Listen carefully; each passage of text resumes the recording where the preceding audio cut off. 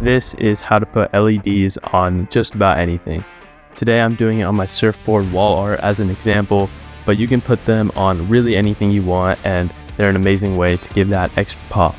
I'm going to show you exactly what you need to do, plus some extra tips, and I did my best to make this video quick and simple, so let's get straight into it. The first thing I did was drill a small screw into the battery to hold it in place, and I aligned it so that the LED strip itself will start towards the outside of the board, exactly where I want it to start. Then I started peeling off the cover and taking my time to stick the LED strip in place around the board. To set up the battery, just put in whatever batteries your strip requires. Mine was AA. Then take the plastic out of the remote and it should be good to go. Since I needed 2 packs for the correct length, I lined up and screwed in the other battery pack the required distance away from where I wanted the LEDs to start. Then I stuck the strip down, same as before.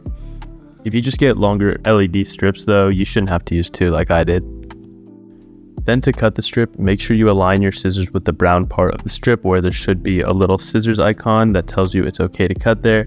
Make sure you don't cut on one of the lights, but with other LED strips it might not matter. Just read the instructions for yours. Once the strips are stuck in place, for extra support I recommend nailing in little mounting clips to keep it in place for a long time.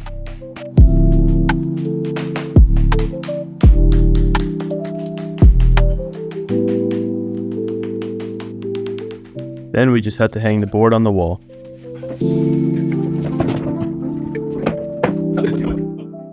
With these battery LEDs, if they do stop working, just make sure to replace the batteries and you should be good to go. And just like that, you're all done with the LEDs. So I hope you enjoyed and are now ready to add some color to your space. I'll see you in the next one.